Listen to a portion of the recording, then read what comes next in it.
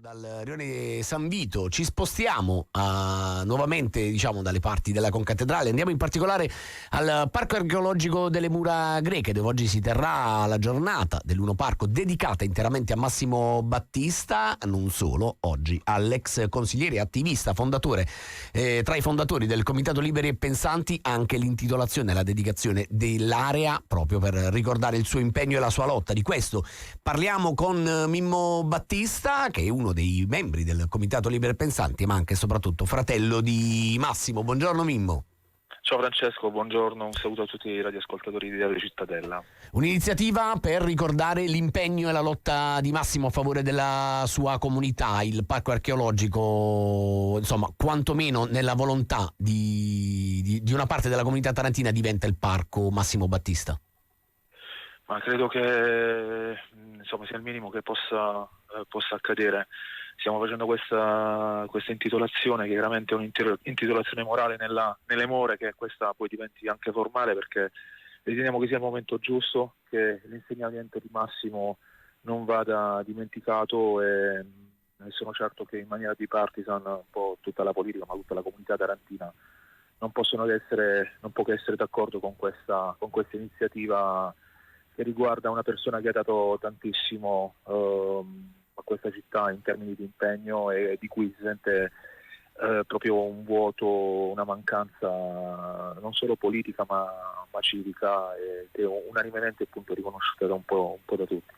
Mimmo, quell'area, che è il luogo, lo ricordiamo per chi si è messo in contatto, stiamo parlando del Parco Archeologico delle Mura Greche, dove si svolgerà il concerto dell'1 maggio Taranto, quell'area era in qualche modo, se vogliamo, in parte sconosciuta anche agli stessi tarantini prima della vostra iniziativa, quindi forse è il luogo più emblematico. Allora, quell'area è l'esempio proprio dato nell'ultima settimana da tutte le attività collegate un po' all'1 maggio libero e pensante, che sono state denominate, tutte le attività che sono state denominate Uno Parco. È proprio la dimostrazione che non ci vogliono grandi progetti per questa città, o meglio, ci vogliono anche grandi progetti, ma ci vuole anche una presenza e una conoscenza del territorio. Quell'area era completamente sconosciuta. È un'area che va rivalutata, che va utilizzata non solo nella settimana del concertone del 1 maggio, ma potrebbe essere utilizzata tutto l'anno. Penso per esempio a rassegne estive che possono essere utilizzate, ad esempio a rassegne cinematografiche, ma non solo, attività ludiche.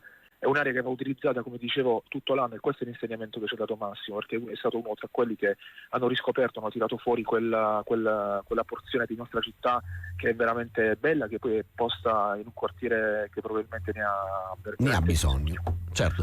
Mimmo, siamo a 48 ore, insomma, alla vigilia ormai del concertone. Che cosa ci aspetta? Quali sorprese ci state riservando fino al momento dell'inizio? Ma noi siamo molto contenti, molto contenti innanzitutto di questa settimana che è andata alla grande, con la presenza e la partecipazione un po' di tantissima gente, di tantissima cittadinanza.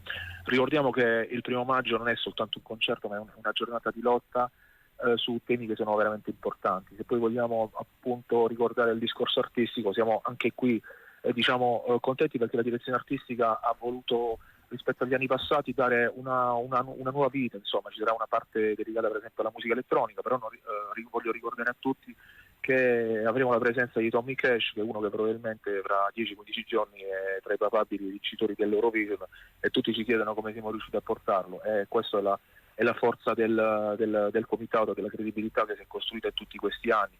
Ma ce n'è per tutti i gusti. Ricordo che ci sarà la presenza di Paolo Rossi, ad esempio, che è uno dei... Io non vedo l'ora di ascoltare lui, ve lo giuro. Io, ragazzi, sono anni che rido pensando a una battuta di Paolo Rossi che diceva: se il cielo è terzo, chi cazzo è arrivato primo e secondo? Io me lo giuro, che penso ancora sta roba al suo cinismo rispetto anche a tanti altri temi, insomma, che è di quelli che smuove davvero lo stomaco. Ma poi è una persona veramente fantastica, e averlo sul palco dell'1 maggio Taranto è veramente un grandissimo onore. Ma ci sarà Ascanio Celestini, ci saranno anche dei gruppi nuovi, anche dei giovani nuovi tarantini. Ecco, questo è il coraggio che anche ha avuto la direzione artistica, coadiuvata sempre da Michele Riondino, Roy Paci, Antonio Diodato, che è già in città e che abbiamo avuto il piacere di avere ieri sera sul palco di Spazio Porto con Spazio Porto, certo, con Rodrigo D'Erasmo e Roberto Angelini.